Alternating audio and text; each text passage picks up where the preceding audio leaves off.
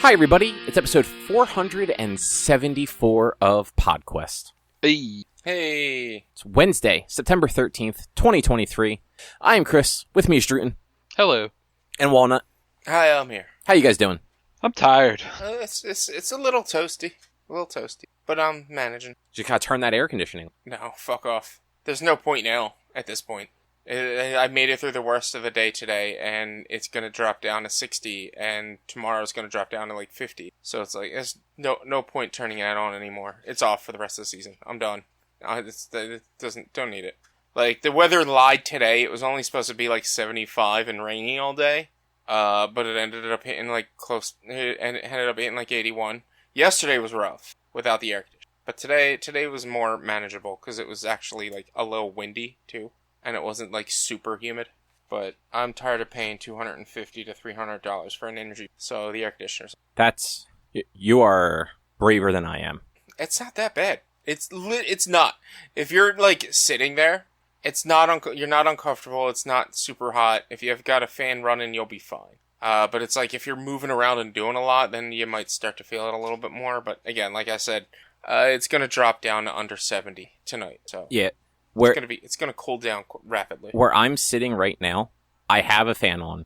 It's upstairs though, so the air conditioning doesn't really come up here, and I am very uncomfortable. Mm-hmm. And I don't like it. And I like air conditioning, I guess. I also have the unfortunate, like, by like noon, the sun is behind the house where there's absolutely no shade. So the living room and the room where my computer is just gets full sun all afternoon and turns into a fucking oven.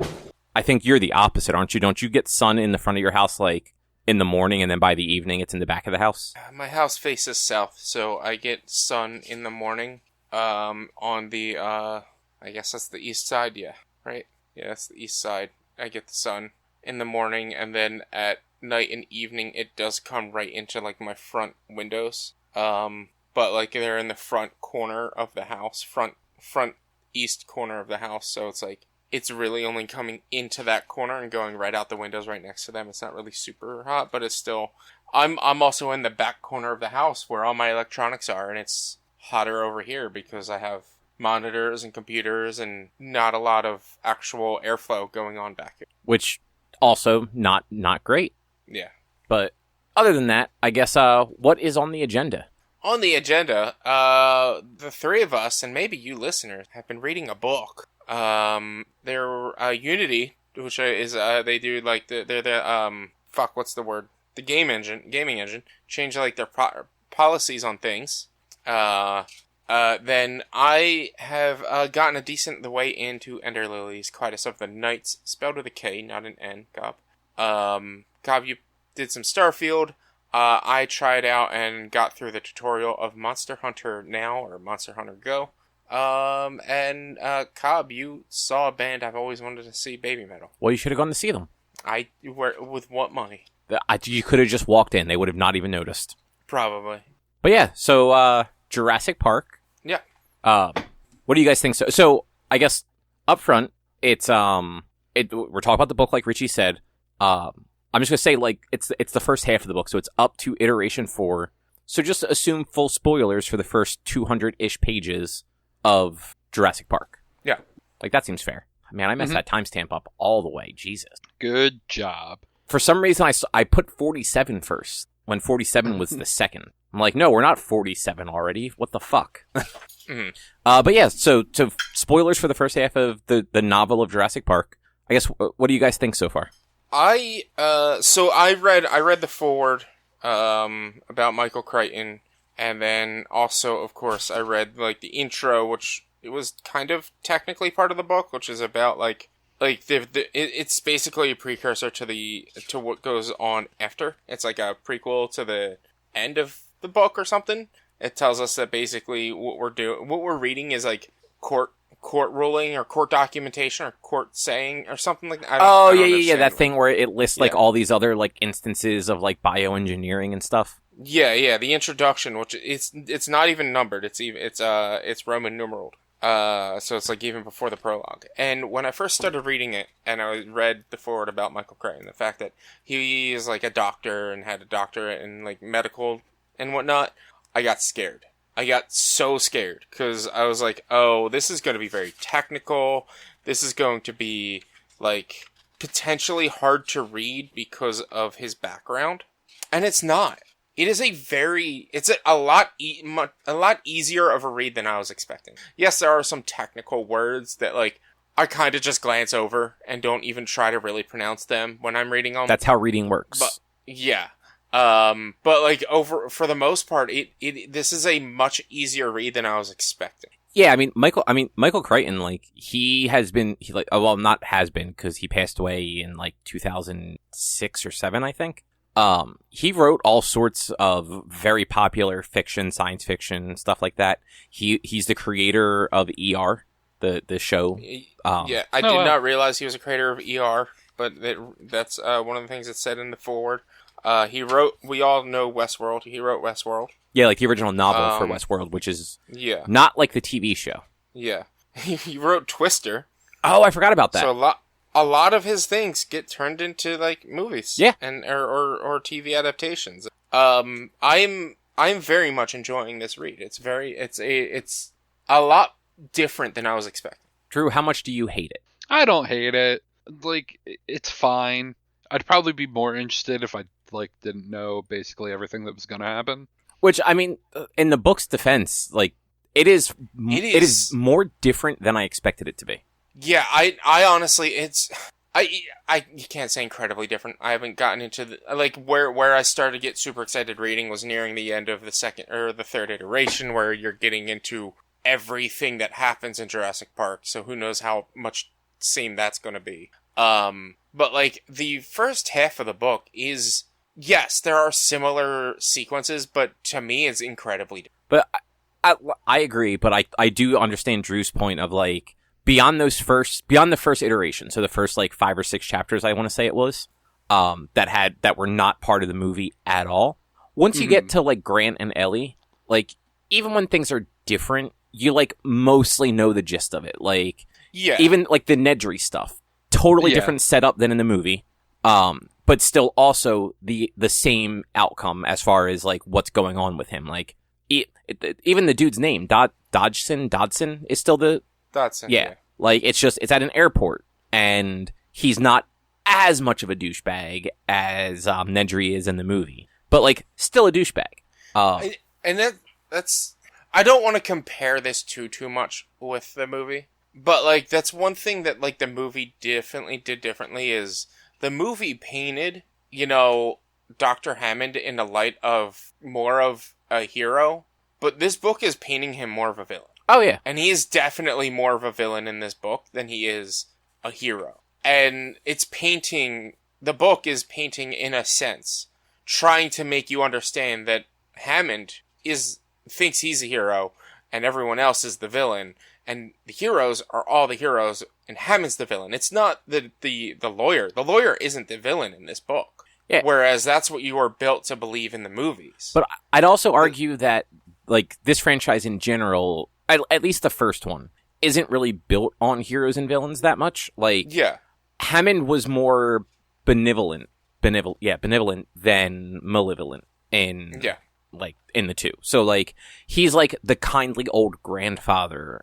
in Jurassic Park. Like, he's literally doing a thing that, like, well, yes, make him a ton of money, but he's also, like, he argues with the lawyer very early in the movie about the cost of entry. Because there's a scene in the movie where the lawyer says something like, we can charge whatever we want, $5,000, $6,000. And Hammond's like, no, I want people. I want families to be able to come here. And he's like, yeah, we'll do like a coupon day or something. So, like, in the movie, it's very much like the lawyer is like the money grubbing, like, he doesn't really care about anything but the bottom line. And Hammond's a little bit more whimsical, I guess. Yeah, that's a good word. Yeah. And the book does paint that picture for the lawyer, that he's more worried about the money, but, like, Hammond doesn't care about safety. Hammond doesn't want to listen to anybody. Hammond doesn't think anybody is right. He thinks everyone's wrong. And, like, even the conversation that he had with Dr. Wu about, like, these are actual dinosaurs and not the dinosaurs people want to see, like, I get what Wu is saying. And I kind of agree with Dr. Wu. Like, I don't want to... I don't fully want to see a Brontosaurus running 60 miles an hour. I want to see him lumbering around. I want to see a slow lumbering Brontosaurus. Like you do in the movie. Like you do in the movie. Yeah, no, like absolutely. That like he is. It's not so much that he's a villain, and he's not even really an antagonist in it. He has the vision of the park, and he hires all these people to make his vision. Even though at a certain point, what his vision is doesn't really meet what he thinks the world wants. Like, he's making a park of what he wants, based on knowing everything. Like, he gets to see these dinosaurs from, like, stage 0 all the way to completion. And at this point, like, the park's not even ready enough for them to be able to have done this tour already. So, Hammond's never been in the cars. He's never seen how boring it can be when there's just no dinosaurs to even see. But, like, and Wu makes some other good points of, like, we don't know if this is right. Like, which I actually think that was a very smart thing to put in the book that is not part of the movie. Because the movie is very much in that science fantasy land now, where before it was, so in my opinion, like Jurassic Park in say 1995 was still firmly science fiction, because at the time we didn't know as much as we do now about what dinosaurs probably could have looked like. And like it was assumed back then that like they may have evolved two birds, but they were still like more reptilian. So all the dinosaurs look like fucking alligators. And it's like, well, that might not be the case. Like, velociraptors may have had feathers. Who fucking knows? Yeah. So the fact that Wu's like, we're just like piecing shit together and hoping for the best. Like, we're literally filling in bits and pieces of like other animals that are just adaptive to things to try and like create these creatures. They might not be anything like they were 150 million years ago. I also, one thing that I really like that the book did so far is actually having the whole their breeding thing be part of the story. Yeah, it's because when that happens in the book, and they like actually at one point they like Timmy sees a raptor, and it was like no, that's not possible. And then later on they figure out, oh, they're breeding already.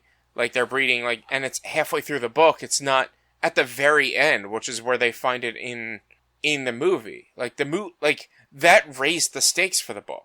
That raised the stakes so much because in the movie, the quote villains were the 4 raptors. Yeah, and they never find out that like the humans never find the eggs in the movie. It's just a thing that we're shown. Grant finds them. Does Grant find the egg? Grant finds them and talks to the kid and tells the kids about, right. That is right. Yeah. Okay. Yeah. Whereas like this actually raises stakes because they went from, what was it, like, I can't remember. I think I have the book right in front of me. I could probably find it. It was like 250 total dinosaurs to like over 300. Yeah. And it, like Malcolm recognized it immediately that like the charts they were showing were for like a breeding population, not a every 6 months we dump a bunch of these creatures into the wild. Like yeah. And velociraptors went from 8 to 37.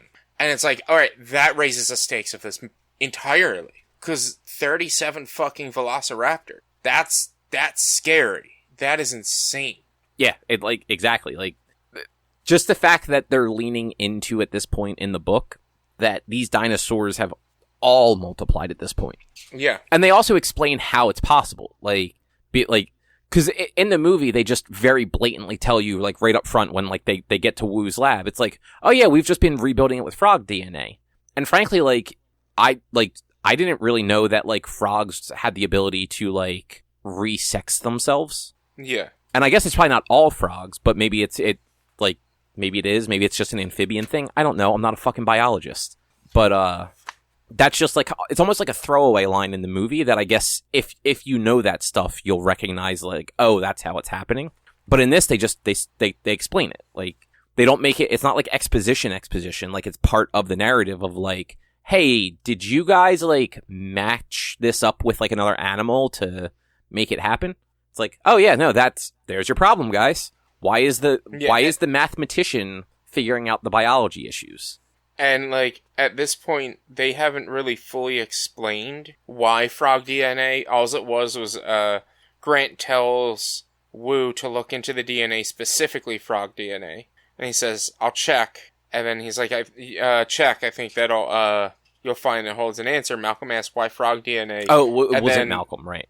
Yeah, and then Gennaro was like, wait, this is interesting, but, like, what about the animals that got off the island? Is this possible? Like, so that ended the frog conversation. They haven't really explained yet whether or not, like, or what the frogs mean, what it means for the frogs, or what the frogs mean. Right.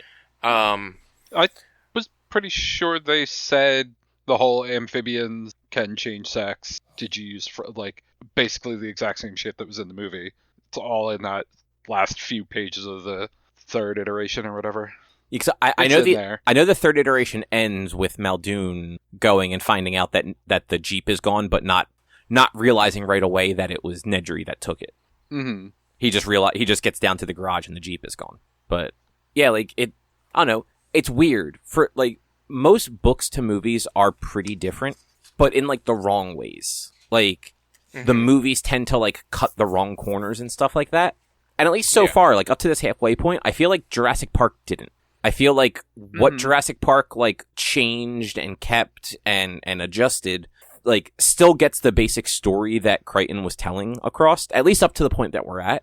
And I was thinking about this like on my drive home actually, because I knew we'd be talking about it.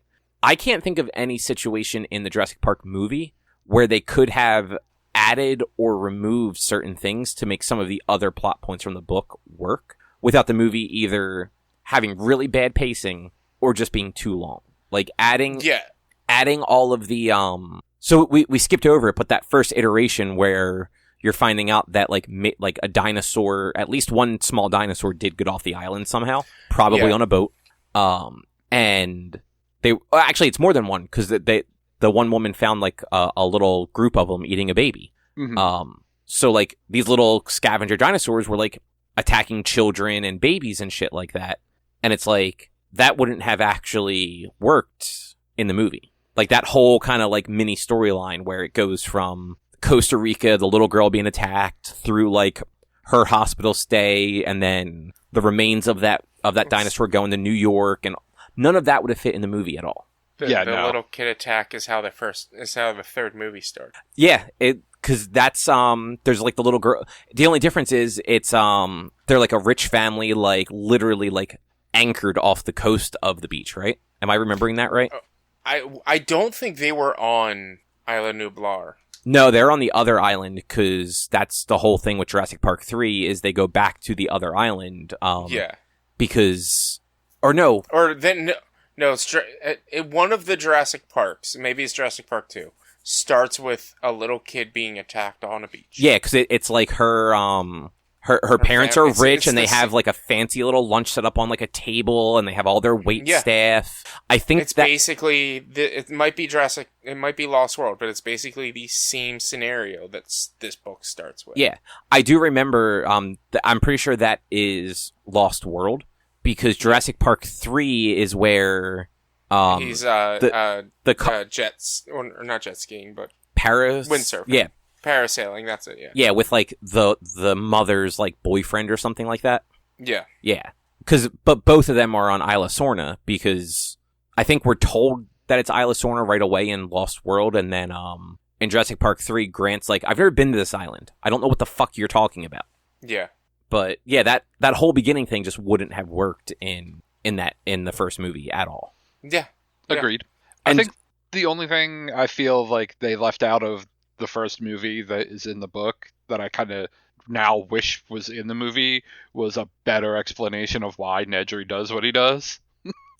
Yeah, because you know what? All you really get in the movie is Hammond kind of getting angry with him about his money problem. Yeah, because he's being like a whiny brat about like wanting to get paid more for all of the work he does. Yeah, well, I think they even paint Nedry, and it's not as much he wanted to get paid more for all the work he does. He was bad with money and was running into money issues, and that's why. Like, I can't 100% remember Nedry's story in the movie. They never really give But it. Right, exactly. Yeah. Like, I really like what they're doing with his, what Crichton did with his story here. It's like, oh, he bid properly, and then further demands made his bid become an underbid. And he's now losing money on this job. And like on top of that, company. they were bad mouthing him to other potential clients and actually costing him potential jobs. Mm-hmm. Yeah. So it's like I totally understand. Like, Nedry is not a bad guy in this. He's getting what's due to him. Like, he got fucked over, which again turns like Hammond into a bad guy. Like, it's so wild how much they changed Hammond. Yeah. And to be fair, we don't know for sure that stuff was directly Hammond as much as it was definitely InGen. Gennaro, the lawyer. Yeah. Like them, and, those people. Like, I also won't say this doesn't make Nedry not a bad guy. Like, yeah, he's like, definitely still a bad guy.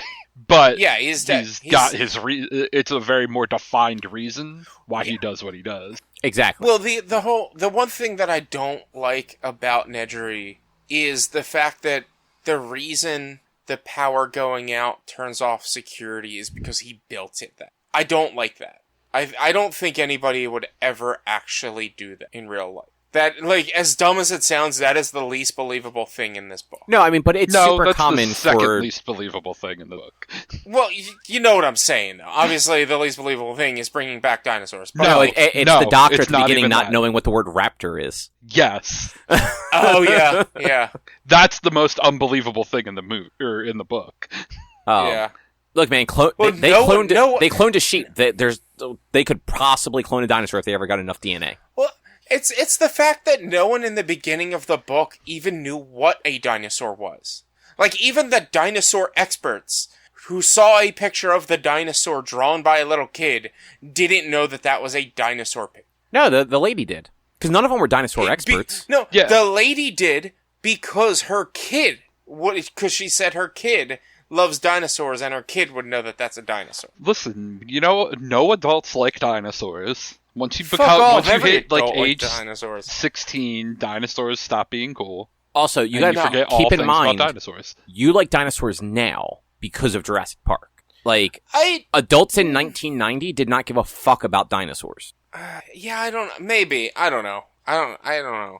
But I feel like I would have always loved dinosaurs. But also, like, keep in mind that nobody was a dinosaur expert until it got to Grant and Ellie.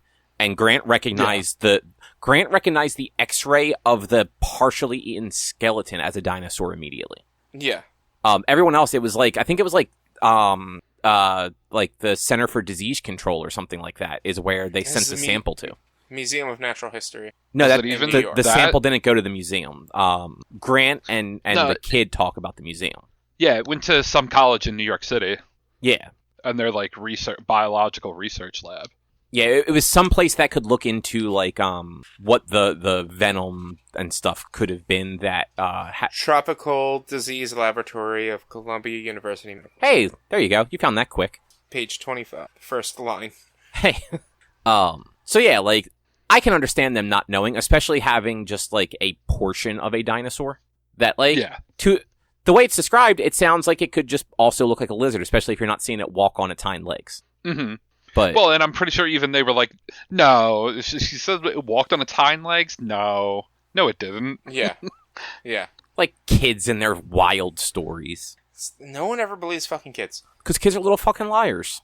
Every one of them. I don't know. Not all of them. Some of them. Not all of them. But yeah, that one doctor who's like, they make her out to be very intelligent too. It's like she studied at like some like good hospital or something like that, and all this, and it's like, but you've never heard the word raptor before? Like, even removing the idea that you don't know what like a velociraptor is. Like, there's a fucking basketball team. Is it a basketball team that's the Raptors? Yes. Toronto, right? So, yeah, it's that LA, team, but I don't think they were Raptors back it's then. Toronto. Also, Toronto. They were named Raptors because of Jurassic Park. Oh, really? Are they? I didn't realize they were a newer team. Yeah, they were like 90. But there's also like birds of prey that are called birds raptors. of prey. Yes, that's exactly where the Doctor should have But at least again- heard the term raptor and then been like, "Oh, did a bird do this? No, this couldn't have been a bird." I just yeah. I just looked up the word raptor and landed on the Wikipedia for bird of prey. This woman's a doctor. It means she had to study Latin to some degree. The term raptor is derived from the Latin word rapio, meaning to seize or take by force. Like, she was an ER doctor who dealt with animal attacks before. Yeah. Like, never once did the word raptor, like... I thought it was the guy who didn't know what raptor. No, it was the woman because, so in her defense, initially, she thought it was Spanish because the worker that was injured that kept mumbling raptor, she thought he was speaking in Spanish because they're in Costa Rica. But like after saying it out loud to yourself a bunch of times and looking in Spanish English dictionaries, like, because even when she said she finally looked up in just like a regular English dictionary, like it was left very ambiguous that she seemed to not still know what that meant. I'm like, what? Well, yeah, I mean, the fact that she had to look up the word in the English dictionary, being like, I totally could get the, oh, hey, does raptor mean something different in Spanish? Like, Yeah. and looking into that part of it, but then wait, let me look it up in English. It's like, wait, you fucking never heard of this word before? Yeah. Oh, yeah, that, I do agree though. That is definitely the, like, really, guys? That's the one that seems to stick, but I don't know. Other than that, I think a lot of it's actually pretty good. Like I think Yeah. for something that is like fiction, I think like the way that they use science in it, sounds plausible to somebody who's not a scientist. Right. Yeah. Like, he was able to dumb down the science enough, but still make it sound smart. And it also helps that he maybe might have made up some of it. But yeah, like that's what I was saying. Like right when we started, I was so scared that this was going to be a difficult read because he's a doctor. But no, like this works. Like it is for someone who doesn't read often, who isn't good at reading. I am able. It pulls me in. Like when I sit down to read, I'm reading. My first time I sat down to read, I read 80 pages, which is a lot for me. Second time was about 60. And then last night was another 70 or 80. I only sat down to read this book like 3 times. Which, that's not bad. Yeah. Like, good job. It's been stupid busy. But yeah, I'm the end of once they all started to get into the whole like dinosaurs on the loose situation, like because like Drew said, like we've seen the movie a million times. We know the movie. We know what's going to happen next. We know the T-Rex attack is going to happen at the beginning of the next chapter. It's literally called Tyrannosaurus. I think. What's it called? Oh no, the main road. So it's not called Tyrannosaurus. But like you know what's going to happen next. The T-Rex attack. The kids are going to get lost in the jungle with Dr. Grant.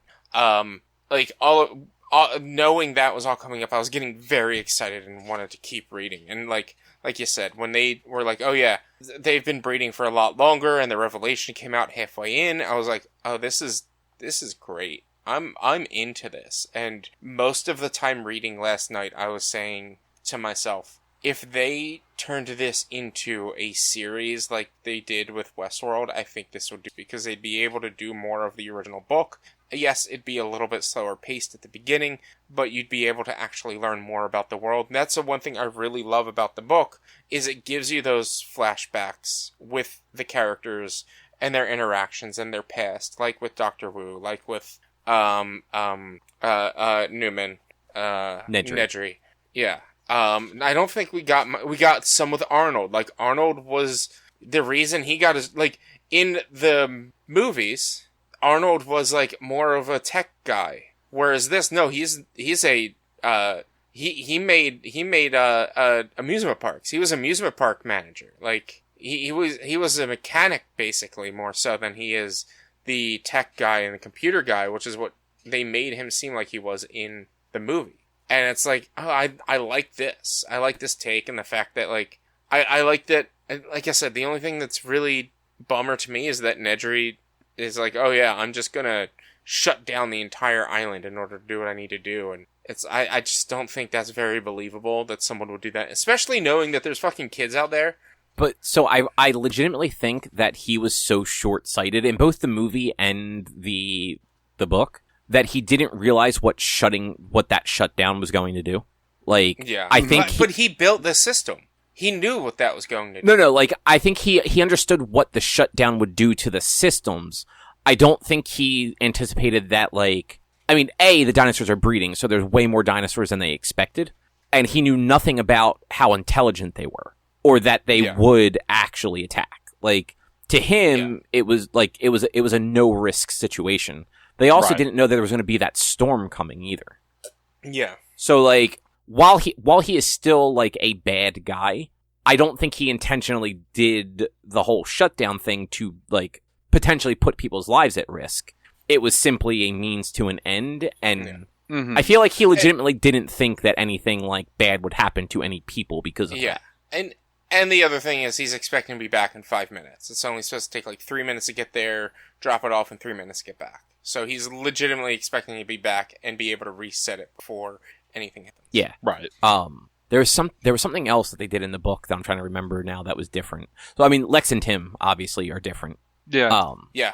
I think actually a lot of the characters, like you said, Rich, we're getting reasonings behind, like, why certain people are doing the jobs they're doing that you just can't do in a movie, because the only way to explain it in a movie is to literally have a person sit there and explain it out loud. In a book, you get that you just get the prose. You just get the text. It's not a flashback necessarily. It's not internal dialogue. It's just Nedry was a computer science major at MIT. Like, you just get told that in the text. I am gonna say one thing that might be slightly controversial. Reading this book gives me a little bit of a sense that, and again, gonna be kind of controversial. I feel like Michael Crichton might have a negative bias towards black people. Because he has specifically written that there are three black people, and always represented them as a black guy came up, a black guard, another black guard, and always specifically said that they were black. Then every other character besides Dr. Wu, did not mention their race. And so I'm just like, I get a little bit of a icky feeling anytime I read these that come out, these characters, like, this black guy came up, and I'm just like, I don't know, Michael Crichton. I don't know about that statement right there. Yeah, because I don't think they've really, like, specified. None of the main characters have really been identified as a white man, or I think Dr. Wu, his name is Dr. Wu. I hate to be reductive on his name, but his name is Dr. Wu. He's of Asian descent. I think he's the only main character that they've said what his race is. And I'm not saying, like, you have to identify someone as a white person, a black person, but, like, when you specifically it seems like he's specifically going out of his way to identify these three minor characters as black guys. It just gives me a little bit of an ick. Which I completely understand. I do remember the thing that I was trying to think of now, because that kind of, like, reminded me from that. In the chapter titled T-Rex, or it might just be Rex. The entire chapter, everybody except Malcolm keeps saying he. After less than a chapter prior, they were explained that all the dinosaurs are girls, and I think it's very funny that every one of these scientists is exclusively referring to these two dinosaurs by male pronouns. But they also exclusively say that they specifically call the Rex a he in the book. I just think that's funny. Like, I think it's funny that, like, that's what they do until Malcolm goes, it's a she, guys. Yeah. Like, it's just, why go to the trouble of pointing out that they're all female to only then be like, yeah, but we call this one he because it's the biggest, toughest one. Like, yeah, it is a weird one, because they didn't do that, and, like, they didn't make sure they called the T-Rex a she in the movies. Like, they didn't, that's like a throwaway thing. Like, they didn't really need to do that. They didn't need to call the Rex a he. Yeah, I thought that was funny. Yeah. And then, yeah, the other biggest change I can think of is the Tim and Lex, like I said before, like, the fact that Tim is older, they're both fairly young, because I think Tim was supposed to be around the same age he is in the book, but Lex was, I think, supposed to be, like, 14 or something like that. Yeah. Whereas she's, I think they said 8, and Tim is, like, 11 or 12. Like 8 and 11, and roles are reversed. Tim is a nerdy, probably going to be the computer kid who saves the world, whereas Lex is the jock. I mean, kid. to be fair, they were both just kind of nerdy in the movie. Because remember, Tim was super into the dinosaur stuff. Yeah, he was super into the dinosaur stuff, but he wasn't like the computer nerd or whatever. No, that was Lex. I got the sense that he was like, or at least reading what Lex is, that I got the sense that like, all right, maybe he did have that little bit of a potentially jock thought or jock overview, but also he liked dinosaurs because. No, I never got that from the movie. He was telling goofy jokes. He was super excited to be around Dr. Grant. Yeah, I didn't get it from the movie. I got it from reading the book. And I was like, all right, maybe they tried to make him more of the like. She's obviously the nerdy one. He likes dinosaurs, but maybe he's not as nerdy as everything else. He's just nerdy about dinosaurs. Which, I mean, definitely seems like it could be the case. Yeah. It's also funny that, like, in the movie, like, Grant doesn't want to be around the kids, but in the book, he's like, oh no, like, the kids are great. Like, they love dinosaurs. What's not to like about a person that loves dinosaurs? Right. That was one of the weirdest changes so far is, he hates kids. In the movie, he loves kids in the book. Like, I think straight up is uncomfortable around kids. But in the book, he's like, I come on, kids. I got you. You're great. I love you. It's funny. And I think they do it in the movie because it's easier to kind of split them between the trucks that way. Whereas in the book, they use the reasoning of the adults need to talk about what's going on. So the kids have to go with the guide guy. And I was upset that we didn't get a fat kid peeing his pants because Dr. Grant was talking to him about how a raptor would attack him. Yeah. I wanted to read that part. Just like I've seen, they actually have a novelization of Snakes on a Plane, and I found the page where it says, I'm tired of these motherfucking snakes on the motherfucking plane. I found that page that's specifically there in the novelization of that movie. I wanted that part in this book, but it wasn't there. But it's just like, it shows, like, he has a better relationship with the book, and I like that. I mean, I'm kind of indifferent to that part of it, but, like, I just think it's funny that, like, that was a pretty big character point for him in the beginning of the movie. Because, like, part of his arc in the movie was, like... his character growth. Yeah, and his change of opinion on children. That, like, maybe it goes the other way. Maybe by the end of this movie, he fucking hates kids. Who knows? I mean, end of the book, not end of the... Yeah. Anything else you guys want to say about the first half of the book? No, I think we've covered it decently. Next time, I have pulled up a list of...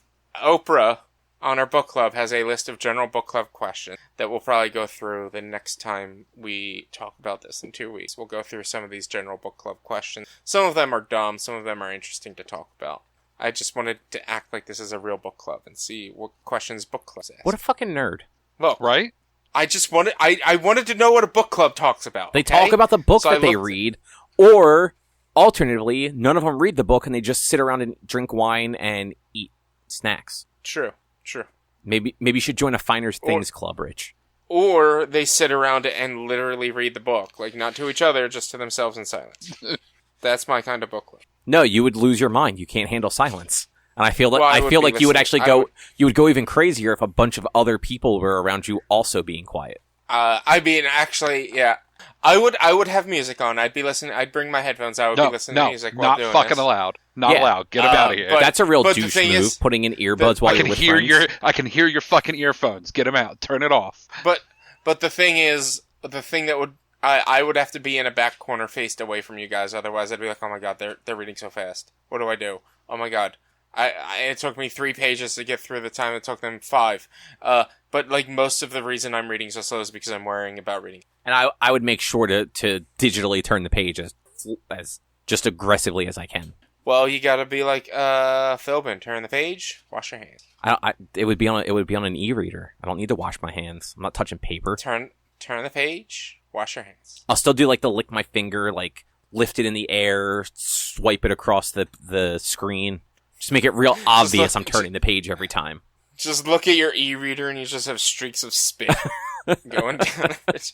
But let's move on. Yeah, so we'll be talking about the remainder of the book. So from iteration 4 to the end on the 250 pages. On the 28th. So 2 weeks. Sounds good. So did either of you guys happen to see the news about Unity's price changes?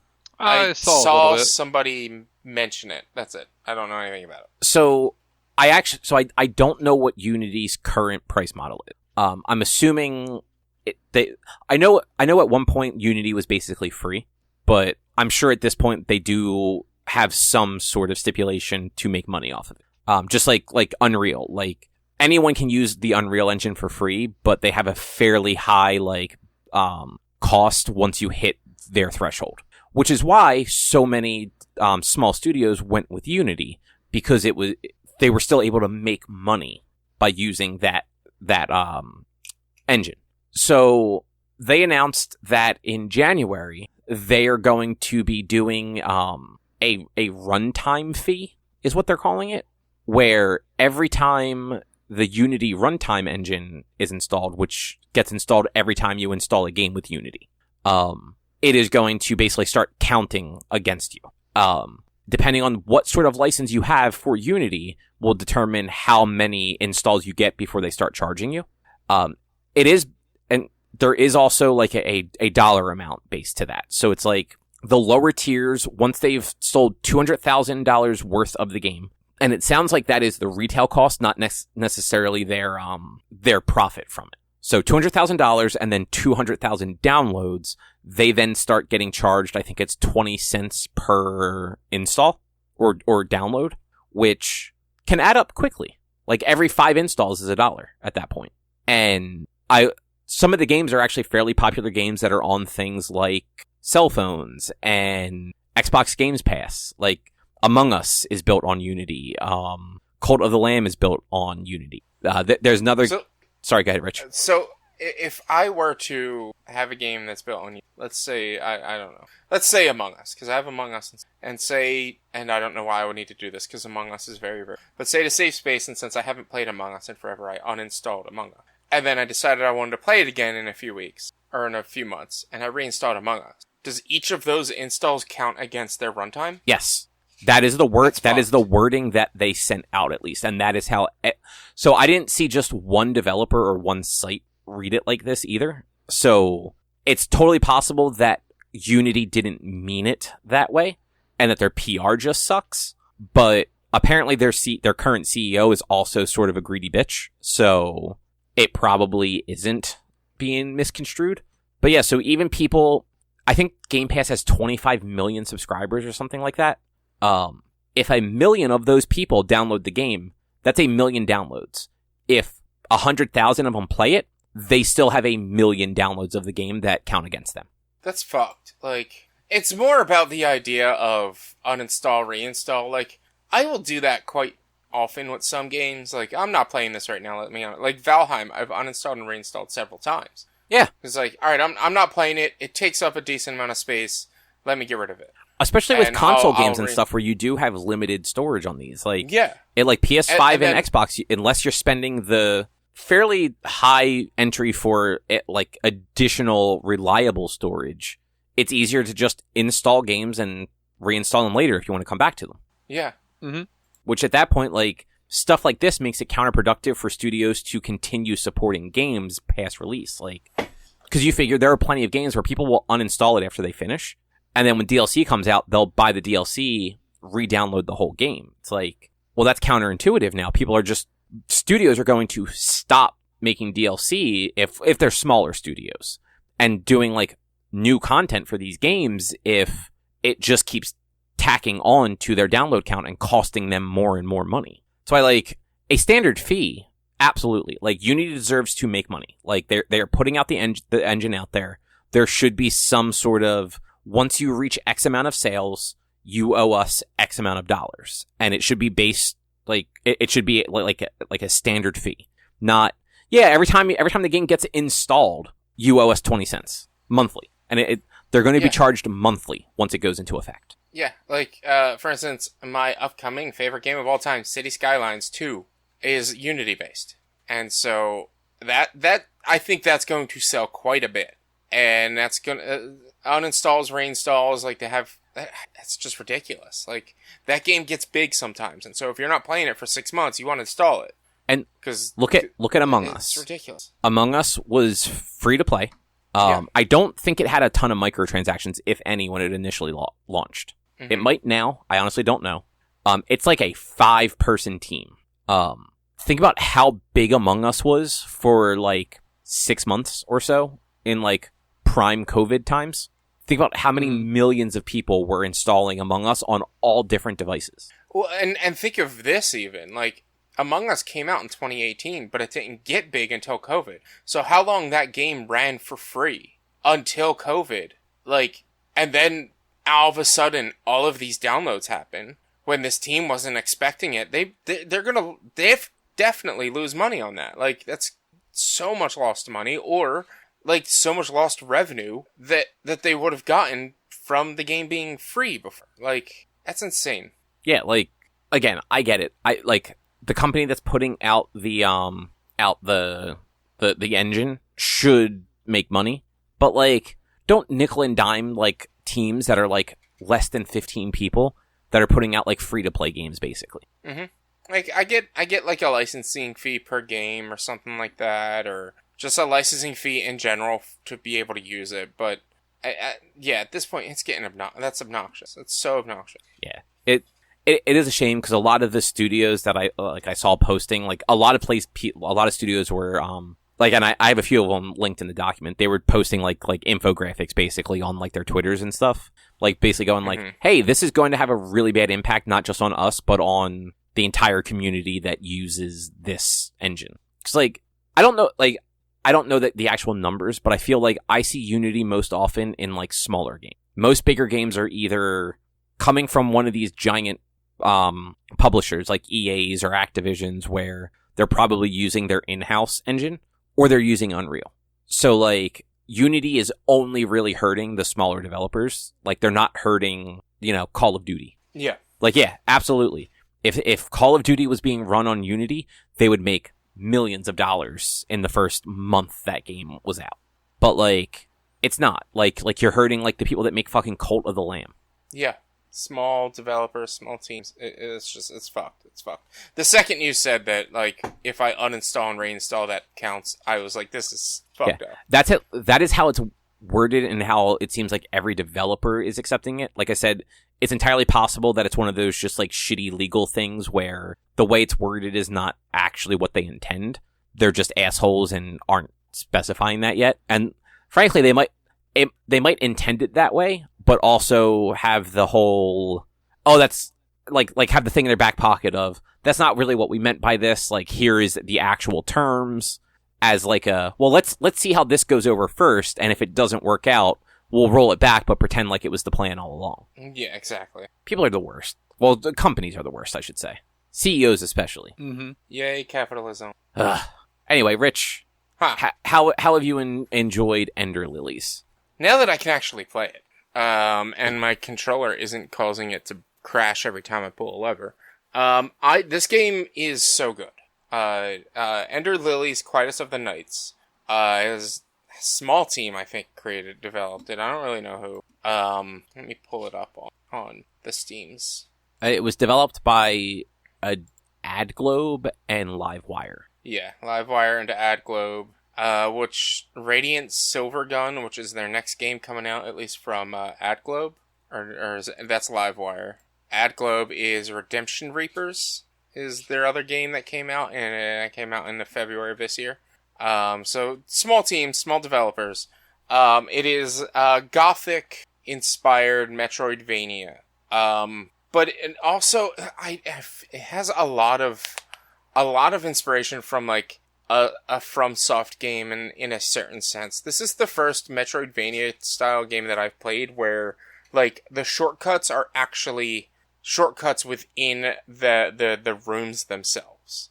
So a lot of the rooms you actually have to go through and platform through to get to the end of the room to open up the shortcut to where you'd never have to do that again.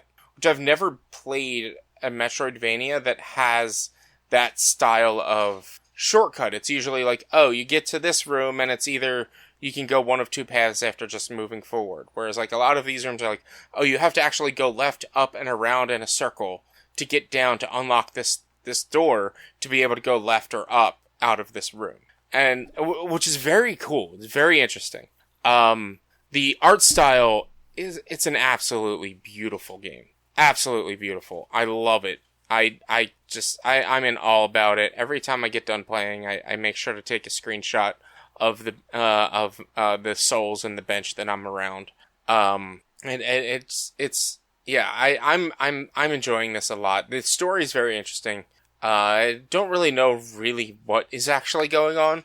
All I know is there's this stuff called blight that took over the world, and it started raining blight, and it infects everybody and turns them into evil monsters.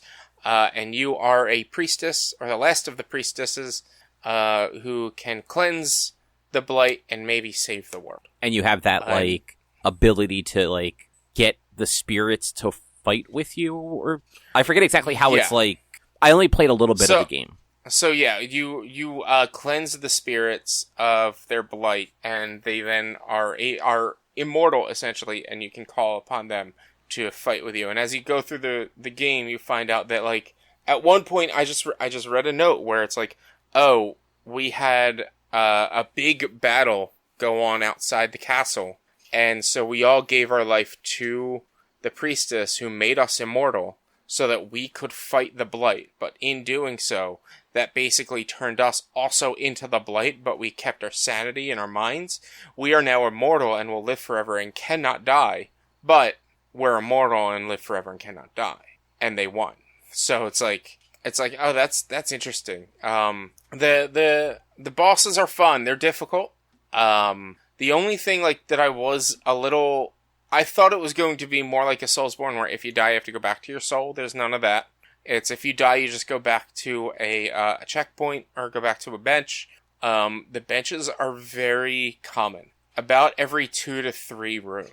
And if you can't find one, if you haven't found one in about 2 to 3 rooms, the next room you go into will most likely be a bench. It's that's how common they are. I feel like the early part of the game that I did, they weren't super common. I think I only really had a couple of them. I don't know how long you played. Maybe 2 hours or so. I fought the first boss, so I got the second spirit. I forget. I don't remember enough of it to tell you specifics of what they could do. But I remember I had the second spirit, and I went through the next several rooms or screens or whatever you want to call them, kind of exploring and fighting things. And then I hit. I don't know if it was a mini boss or if it was just a slightly stronger enemy or something like that. It didn't seem like there was anything special about it per se, but I got died and ended up resetting all the way back at the boss room. Obviously the boss was defeated because I had saved after that, but it was a pretty big jump. I don't know if maybe I missed one of the benches, if they're in side rooms that you have to find, or if it just had been a while since I had seen one. It is possible you just didn't rest at the bench after the boss. No, that's what I mean. I rested after the boss, so I went back to the boss room, not to fight the boss. But see, that's the thing. At that point of the game, at least two or 3 rooms later, before it splits off into 2 separate paths, there is another bench. So there were several benches after that first boss for sure. And there's no way you would have missed one, but then, yes, it would have split off, and then that's where, you might have missed a bench because you didn't go down when you could have, or you didn't go up when you could have. But it's if you would have kept playing and just went into a different room going in the path you went, you probably would have found a boss door, or a bench room. Okay. Yeah, not a complaint, I wasn't sure if the beginning of the game was just less frequent, because I didn't play much, it was good, but I wasn't having a lot of fun with it because it's one of those very challenging enemy attacks really fuck you up sort of games. Yeah, enemy attacks are hard, but it also, I went into an area that I wasn't quite prepared for, and I wasn't able to deal much damage to some of the enemies. It's also very hard to actually upgrade your souls powerful enough to actually deal certain damage at times. It's kind of gives you an RPG sense with a level system, and the level ups don't really do much, but maybe increase your damage by 1 every couple of levels, or increase your health by every level increases your damage by 1 or 2, and every couple of levels maybe increases your health by 1. And there's so many collectibles in the game, and thankfully in this game, if you miss a collectible, if you get all the collectibles in a room, it turns gold. And if you miss a collectible, it stays blue. So if you're looking at the map trying to figure out what collectibles you have left, you can just be oh, this room's blue. Let me go back there. And like I said, the save points are so common that it's like maybe 1 or 2 rooms before I get back there from doing a fast travel. There have been times where I was just like, oh, the last time I saved and rested on a bench was in this place, and I don't want to run around anymore. So there's actually an option in the start menu where you can just go and be like, all right, go back to the respite, go back to the bench, and it'll fast travel you back to the bench without losing any progress, and then you can fast travel to wherever closest bench or whatever next bench you want to go. Which that's like also the thing that I dislike the most about the game is death doesn't mean anything. You don't really lose a lot of progress when you die. Like, you have to sometimes go through the same couple of rooms or something like that. But with how frequent the death rooms are, with how frequent the bench rooms are, it's like, well, I mean, I'm not really that far behind at this point. I'm still where I was. There's no like fear, and then because there's no soul collecting when you die, there's no fear of, all right, well, if I die again, I lose everything I gain. So I'm like, it makes the game, in my opinion, a little too easy, because then it's like, all right, I'm just gonna die here because I don't care. I rather than running back, I'm just gonna let myself die, and that'll bring me back to the bench that I was last at. That would really be my only real complaint, is like death has no negative. And you can tell me that the negative is you have to go back through the room, but that's not really a negative, because you still gain experience from killing all the enemies. I level up so fast when playing that game. At one point or another, I'm going to reach level 100 max level and not be able to level up anymore, and that's when I'm just going to skip enemies. Which, like, that's fair. For me, that would actually be a negative, because I don't like doing the same thing over. Then don't die. That game was very hard. Yeah, the bosses can be. I mean, I was having trouble with just even like the mobs. I was having trouble getting a hang of the combat. I mean, I picked up on the combat fairly quickly. I have I have a bunch of souls at this point. A bunch of them that I don't use. I have like the same 5 or 6 that I like generally use. Sometimes I'll switch them out to try new ones. But like the thing that really gets me now is you can only have loaded up in your loadout three allies or 3 souls at a time. But you can have 2 different loadouts set up, so you hit R1 and it switches to the different loadout. But there will be times, especially when I'm fighting a boss, you can get to a stagger, you can stagger them, and then I'll switch to the other loadout to use all of my souls on there and switch back. But like, I'll hit every single fucking button on my controller trying to remember to hit R1. So I'll be like, I have to switch. Wait, what one is it? No, I just dodged. No, I'm starting to heal. No, it's R1. Here we go. Good. And then by the time I'm actually there, his stagger's almost done. Yeah, and that remembering controls like that can be very hectic in those sorts of games. Yeah. So I definitely understand that situation. Yeah, it's constant. I constantly hit buttons or hit the wrong button, especially when it comes to So the way you fight is you set your souls into the top 3 face buttons. So depending on your controller, like I'm playing on a PlayStation controller, it's a square, triangle, and circle. To use this soul, you hit the button that corresponds with it. You put it in, and the combat works where most of the souls that you get have limited uses. So and have a cooldown time. So you hit circle, and it'll come out and do its attack, and it'll tick down one of the uses, and then it'll have a cooldown time. And you can sometimes refill it by finding different flowers in the world, by finding more soul points in the world. But I will tend to like hit circle when I'm trying to dodge, because a lot of games dodge is circle, whereas dodge is actually R2. The other thing that they did is dodge and guard are both the same button in R2, but you don't get a guard at the beginning of the game. It's actually an item you pick up to give you that guard ability. So sometimes you guard, like how does that work? Is it if the item's equipped, you guard, if it's not, you dodge, or? If the item's equipped, you do the guard. If the item's not equipped, you don't do the guard. If you're hitting left or right with the item equipped or unequipped, when you hit the guard/dodge button, they then use the dodge. So you have to be holding a direction in order to do the dodge. Okay, I feel like other games do that too, just not necessarily with with R2. I feel like R2 is a weird one for that. Normally, like, guard is circle and R2 is a dash or a run or something. Whereas, like, because they have the 3 souls set to the face buttons, like, I get you have limited buttons to use. I can't remember what L2 does. L1, you use your healing magic. And then R1, you, what is R1? It's the button on the right. It's the first one in the front. Yeah. Oh, R1 is when you switch your, loadout. So it's like, it can be a little confusing because they also have, you can use either D-pad or control stick to move around, which I think if they would have made it so that it was control stick to move around and, D-pad to use your other set of abilities, that might have actually worked a little bit better than having to use either of the two to move. But yeah, it takes a little bit of getting used. But overall, it is a very fun game. It's very dark. It's very my style of game, and the gothic horror and just the character designs, the art design, everything else is really what pulls me into this game, and I love it. I love it so much. That's good. Glad you're enjoying it. Yeah, maybe like more than halfway through at this point, but I don't know. Because I think it's about a 20-hour game. It's like I was gonna say it's about 12 hours, but that's a lot. How long? Oh yeah, no, it is. It's a 12.5-hour game.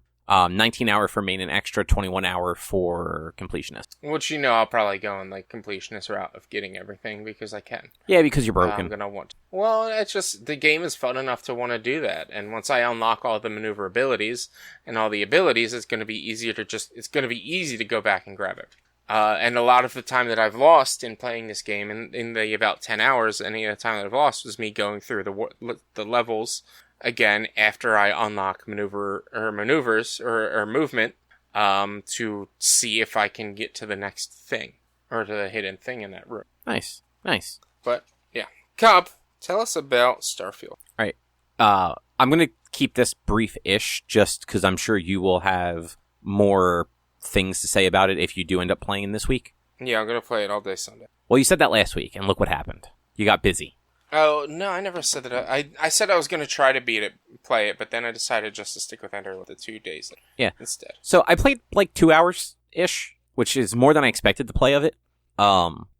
Rich, I think you are definitely going to enjoy it. I think that there is some frustration early on with, specifically with the spaceship. I do not like how they kind of introduce space flight even a little bit. They kind of like throw you into it, throw you into space, and then while you're trying to figure out how the ship works and like adjust to the different controls, they just start throwing space fights at you, and you have to finish those space fights before you can actually do anything else.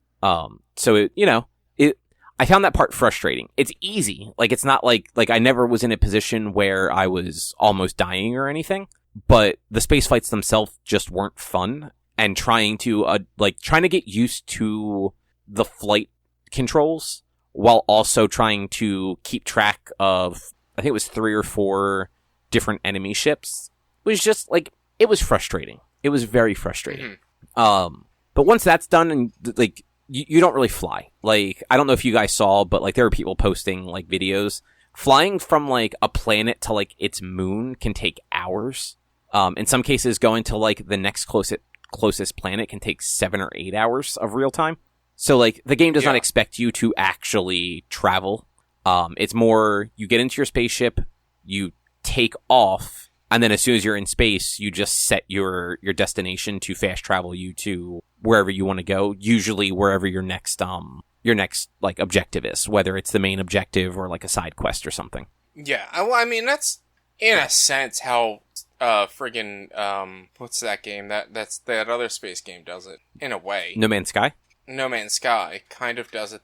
It's, if you're leaving that star system, you have to, quote, fast travel, light speed travel, from star system to star system. And if you're going from planet to planet to planet, yes, you're actively you have to set your engines to go with, like, the fullest thrusters. Which, like, is basically you taking fast travel. Because you could go hours between both planets. Yeah, so that's how big Starfield was. In this case with Starfield, like, at least this first ship has almost no speed to it. And you're, like, burst thrusters. They only last for about 5 to 10 seconds before you have to let them recharge for like 15 seconds. So like the game really doesn't want you flying much. I think that like the extent of spaceflight is really to gather like space minerals basically from like asteroids or whatnot that are directly around planets, and for the occasional space battle because the game has a bunch of factions, and depending on how you spec your class and then how you interact with different factions will determine like if any of them are out to get you. Like one of the traits or whatever you want to call it that you can pick when you're creating your character is actually you can just set it up where you just have a bounty on your head. Like, so there are just always bounty hunters sort of gunning for you, and taking off from a planet, you might just get ambushed by like a fleet of them and have to, you know, fight your way through them and get the fuck out of Dodge as quickly as possible. I like that. Yeah, like a lot of like the concepts they have in it are actually pretty cool. More so than I feel like I ever got out of Skyrim or Elder Scrolls or Fallout. Like, though I will say, like, I think the Fallout, like the idea and the lore of Fallout is really cool. I just think the games were not fun.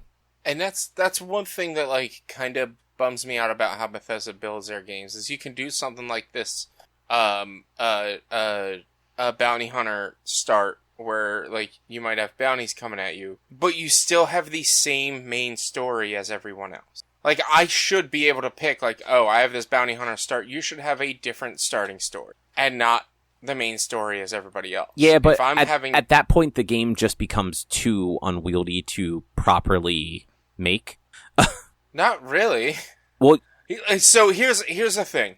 Skyrim. You don't need to do every quest and unlock every location in Skyrim to platinum Skyrim. That's how big that game is. Yeah. There are so many unseen and unwatched quests that if you were to just set your starting thing as, I just want to be a farmer, they could have loaded you up as a farmer. There are mods for Fallout and for Skyrim where you don't start as the characters you started at. You can just start randomly on the world. And it's not that hard to do if modders can do it. And, like, what they do is, yes, they give you, like, here is this quest line, which is the starting quest line, which they have redone audio and scripting, the modders have, to make it so that it makes sense as to why you're there and doing it. But that's the thing, the modders are taking a finished game and then modding it.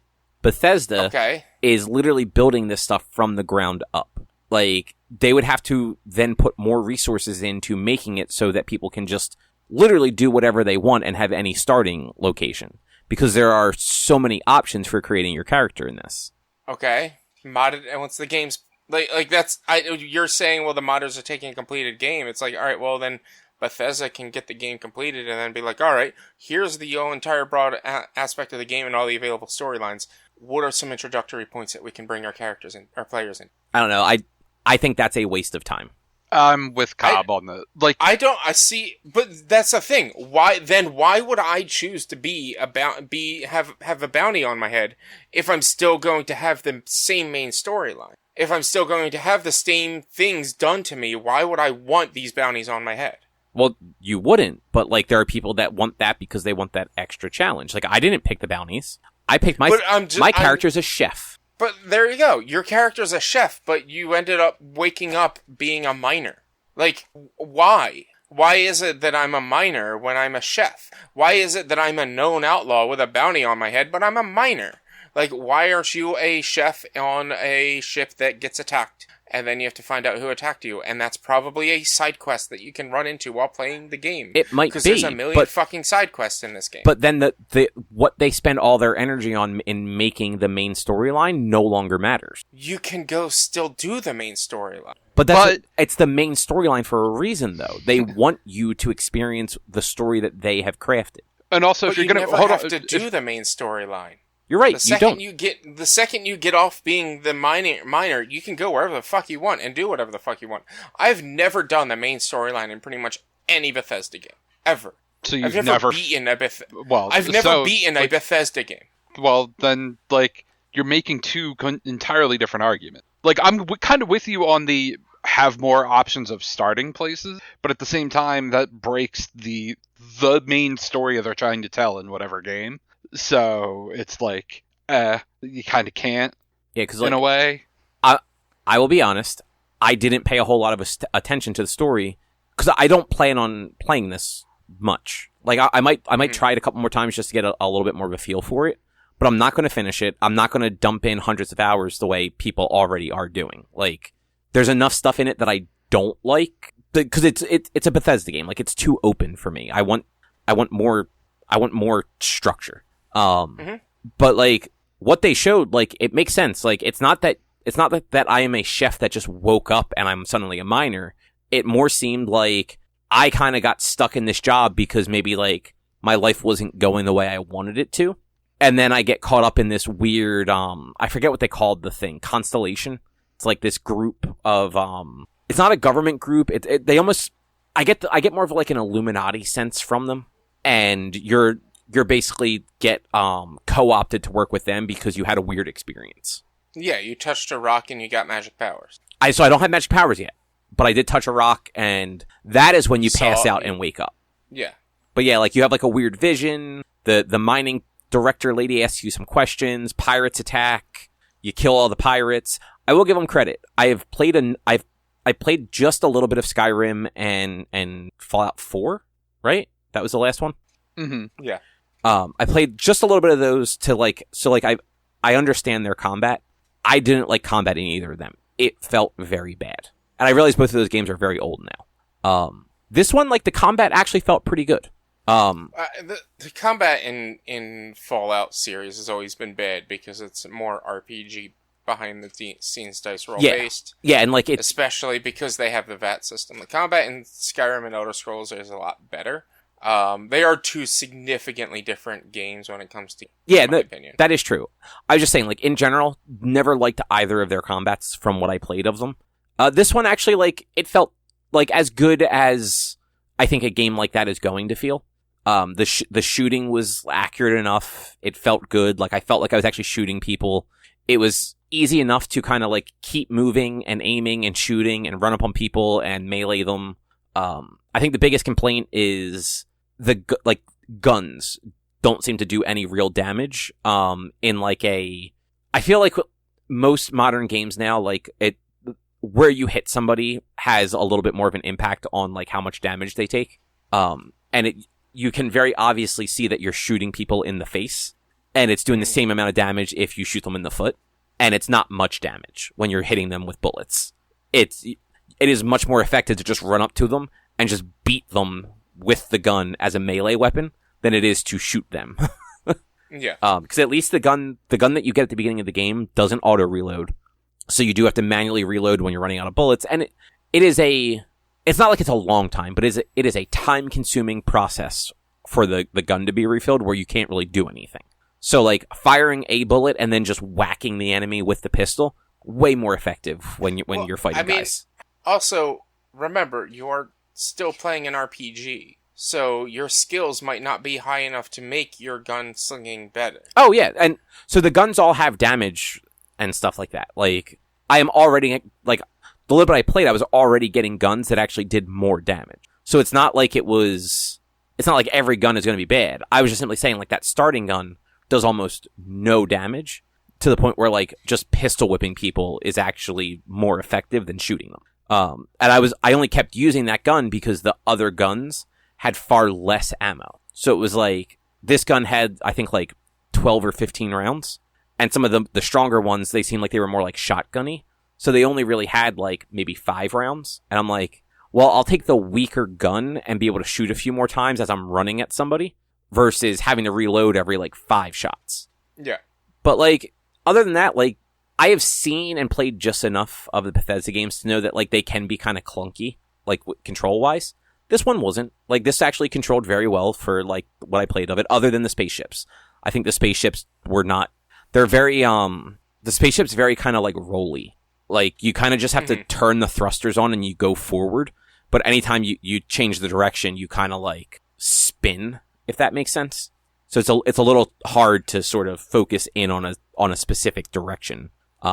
Especially early on when you're trying to, like, So you have to do, there's I think 5 different power sets on the ship. And so you have to divert power between them depending on what you're trying to do. So the more power you push into your engines, the faster you can go, but you have to sacrifice maybe your weapons or your shields for that. And vice versa, if you're in the middle of a fight, you might take your engines all the way down to just 1, so you just have enough power to move, but give your shields and weapons everything else. Yeah. Which, like, is kind of cool that you can do that, but also, while you're being shot at, very hard to, like, remember what buttons to hit after you've been in the spaceship for 30 seconds and trying to, like, figure out, like, wait, how do I divert power to my guns? My guns aren't doing anything. All I have are the basic lasers. Where's the other attack they're telling me to use? Mm-hmm. But yeah, like I said, Rich, I think you are going to enjoy it a ton. I think, like, you're going to get into it, and once you kind of get past the opening mission and start kind of doing whatever the fuck it is you do in these games, like, you're going to fall down a rabbit hole. Yeah, I'm hearing that it's best for your first playthrough to actually just stick with the main storyline, but that's probably not what's going to happen. I think at least a little bit that I've done, doing some of the main story does help you a little bit, because it gives you a better sense of the world. I'm hearing literally beat the game.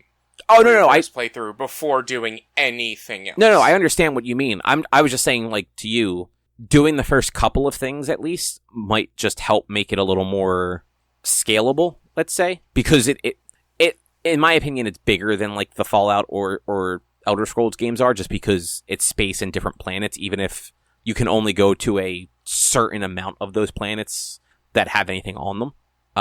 Having the game kind of, like, walk you through a couple places where you can kind of, like, get the hang of combat and exploration and all first, like, not a bad thing, before you kind of just, like, go and explore and do whatever the fuck you want. Yeah. Because at least, like, the game puts on your map, like, waypoints for everything. So, like, you know where, like, it's easy to figure out where you've been and where you're going, and, like, where the next, like, main quest objective is and stuff like that. So, yeah, that's all I wanted to say about Starfield. It's okay. Nice. Like, I definitely think people are going to like it, but I am probably going to uninstall it this weekend so that I have more room on my Xbox. Yeah, it's big. Yeah, like, I installed it on my PC and Xbox, so I didn't know where I would get a chance to play it, if it would be during work or after work. And it was... it's just over 100 gigs on Xbox. It's almost 150 on PC. Yeah, it's big. That's a lot. Like, it is. That's a lot. But Rich, how is Monster Hunter Go? Interesting. That's not what it's called. Monster Hunter Now, right? Yeah, Monster Hunter Now. It's interesting. Monster Hunter Now is the Niantics version of Monster Hunter World, basically, is what they're basing this off of. And it's an AR game. You walk around, you can gather materials and things like that.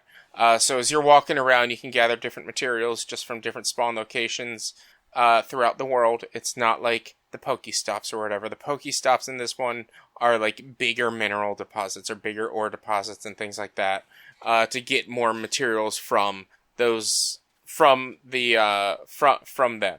So if I go to the water tower down the street, or if I go to the track down the street, I can get more materials from doing the little mini game, which I haven't gotten to do yet because I didn't go to the track today. It's a little too warm, a little too toasty. I can see this game causing potential issues, especially in public places. If it were to get as big as Pokemon Go, it won't. I know it won't. Because I don't think anything's ever going to get that big again. No. Yeah, no. For the most part, you actually have to fight the monsters that you encounter. It's not just like, oh, here's a monster, I'll go fight it later. Although you can do that.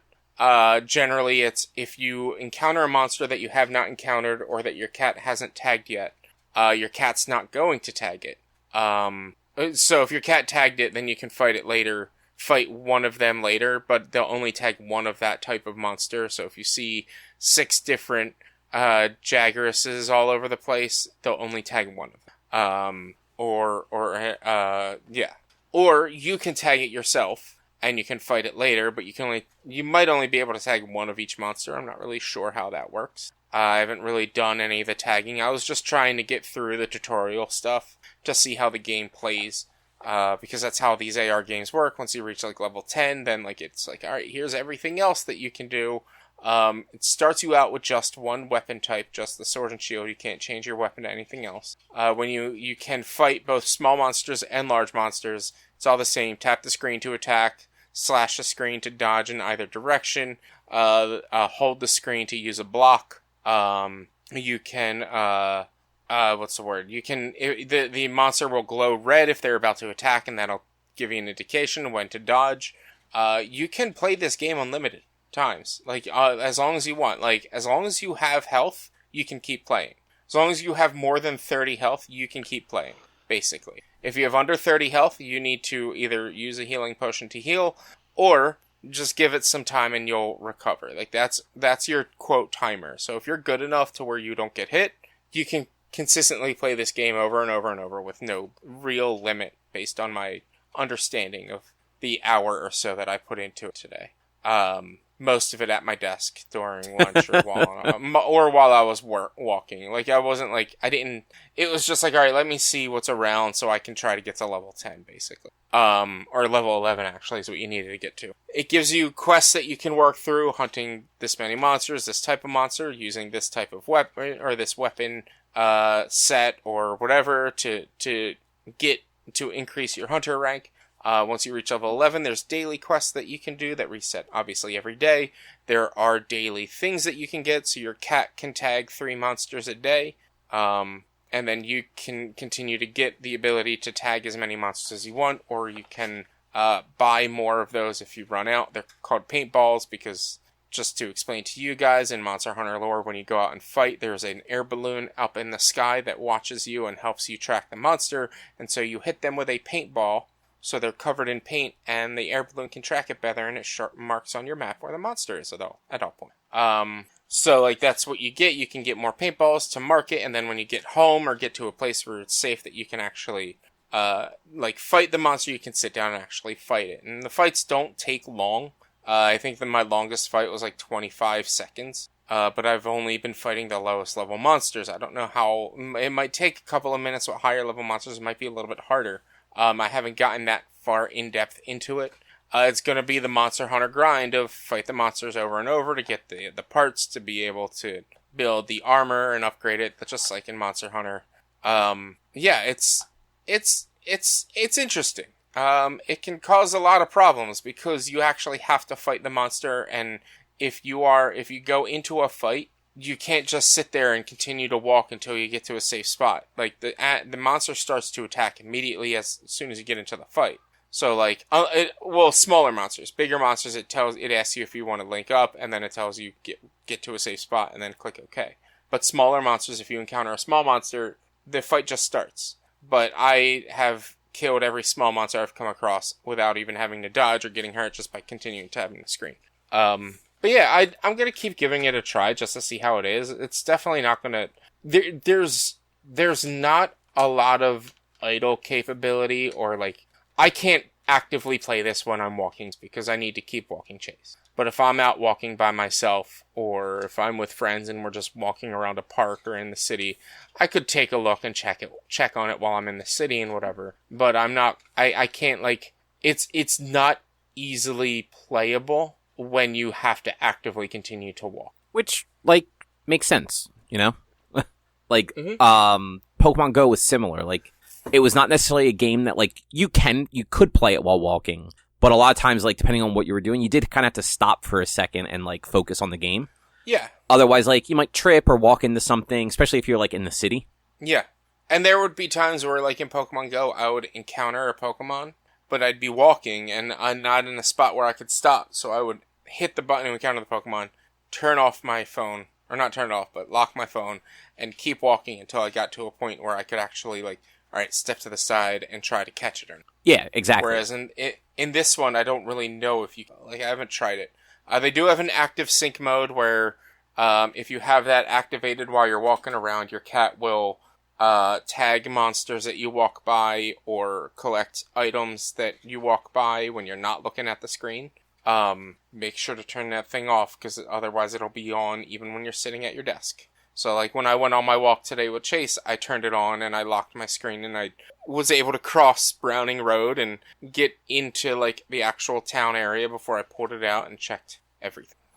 yeah, it's interesting. It's obviously not something. It's something made to get you to go out and play, and I don't really know if it's going to be easily playable being out and play. That's fair. I am curious, like, how it will, I guess, end. Like, you know what I mean? Like, that end's not the right word. Like the Harry Potter game. Yeah. That ran for, like, 2 years, and then they just, like, nixed it because it wasn't making any money.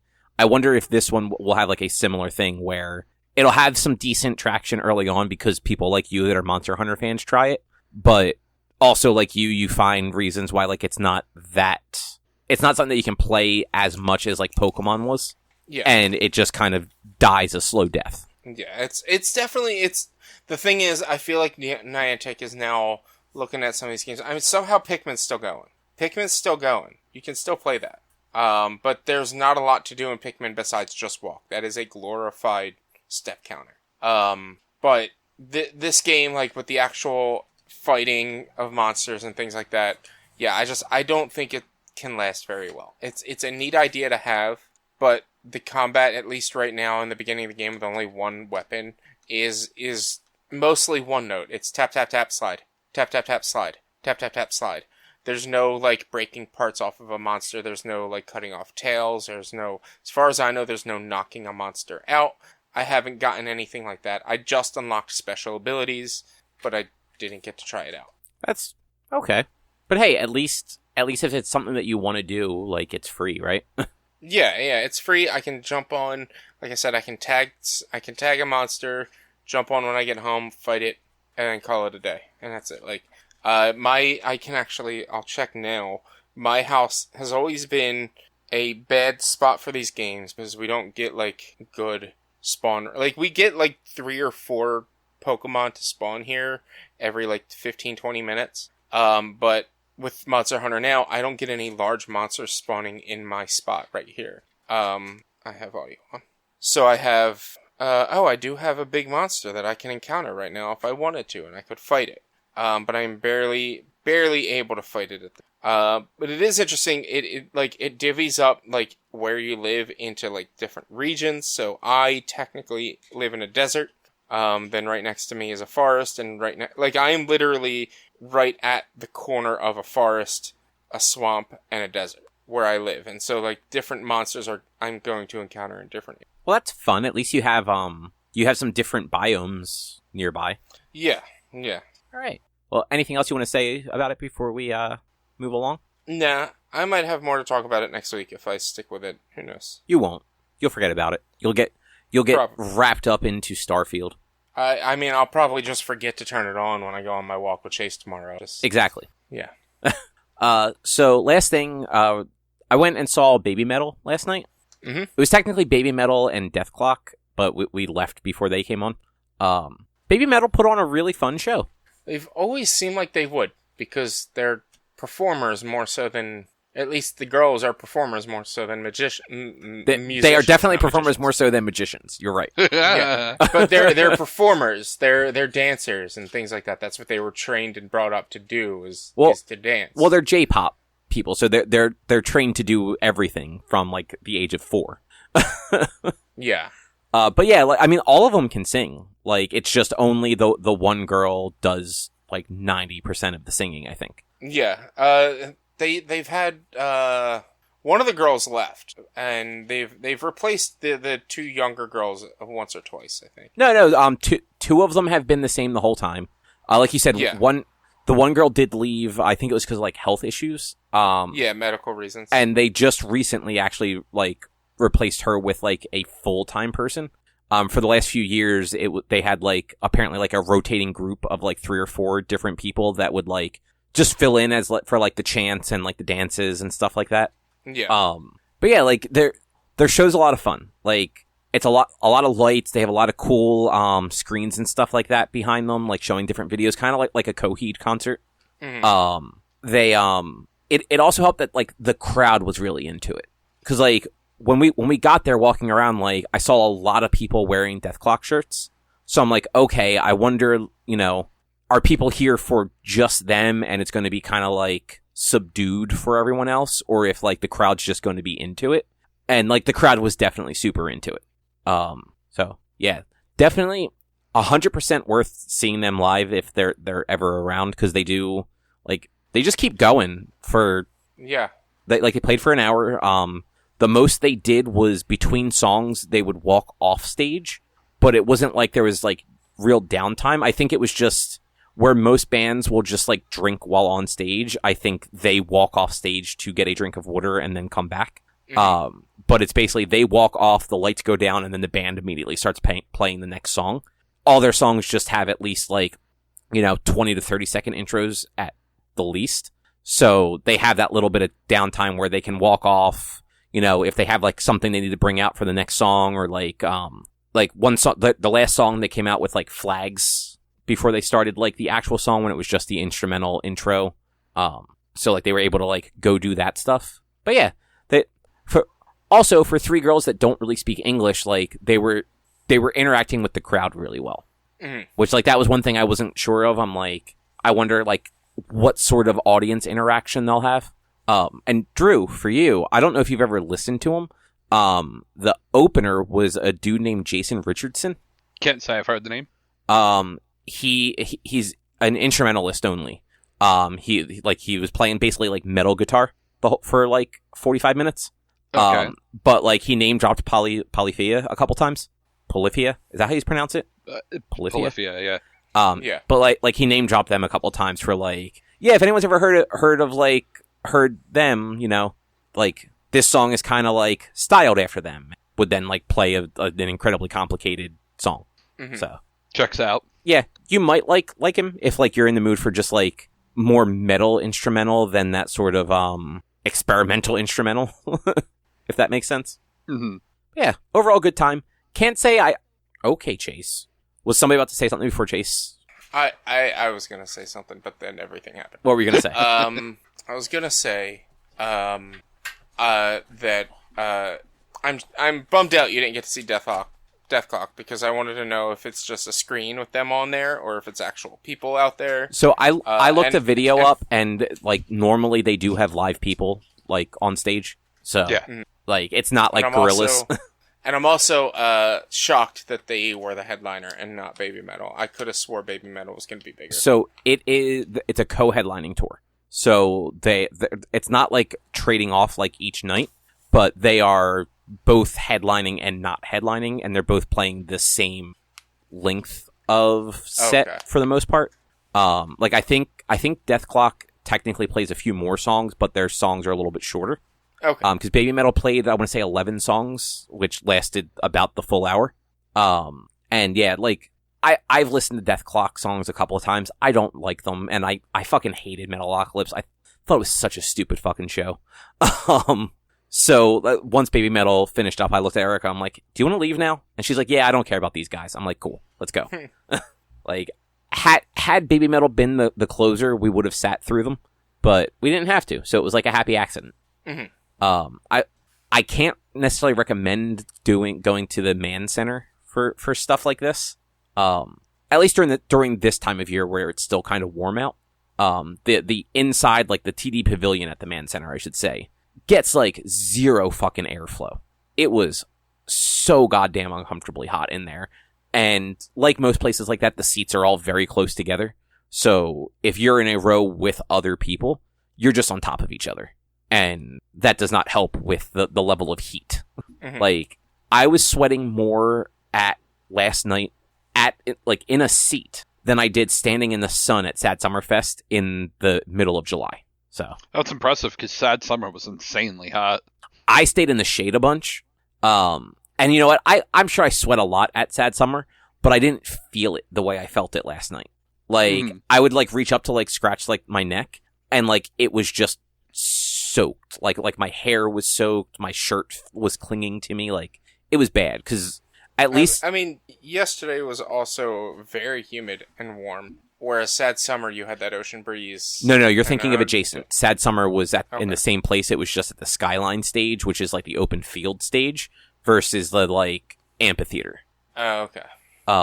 Yeah. Adjacent was nice, and, like, it wasn't really warm for adjacent. Yeah. I mean, like, that Sad Summer was, like, 105 degrees. Yeah, like, the Saturday of adjacent, like, before, I would say before like the second to last band went on, like we ended up grabbing like hoodies out of the lockers because like it wasn't cold, but it was like breezy enough that like they helped a little.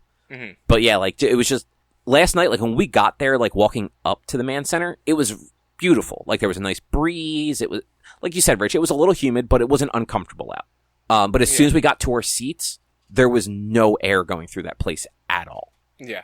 Which is weird because it's not like it's enclosed. Like it's open at the back and it's open at the sides. I think just the way it's situated and where it's situated, there's not enough cross breeze to go through it. The issue is it's because it's a covered amphitheater, going downhill, and it's all closed around, like where you would normally get the wind coming from the amphitheater over over the stage. You don't get any wind because it's all completely covered. It is honestly, in my opinion, it's kind of poorly designed because you can't get a lot of cross breeze. You can get left to right wind, but it's also, I think yesterday was a very non-windy day. No, there was a great breeze if you weren't in the actual like amphitheater part of it. Like we went up. I will say the other problem with that place, if the Skyline stage isn't open, their food options are non-fucking exist. Like Erica, there were 2 things they sell there that Erica can eat. A fucking garden salad and fucking reheated cheese pizza that they'd never heat long enough. Like, it's cold pizza that they put through like a fucking bagel toaster. Like, it comes out still cold. And it's $25 for 2 slices. But like, if you look on their website, they claim that they have vegan options with an S. They have vegan option in that fucking garden salad that's probably just lettuce and 1 tomato. At least when the food trucks are there, there's a few other options, but still not much. But that's an unrelated thing. The actual concert itself, like the opener, Jason Richardson, like I said, he was a lot of fun, and BABYMETAL put on a fantastic show. So nice. Yeah. But other than that, that'll probably do it, unless either you guys have anything else you want to talk about. Nope. Cool. Nope. All right. Well, I guess for next week, there's probably there's a Nintendo Direct tomorrow and a PlayStation State of Play.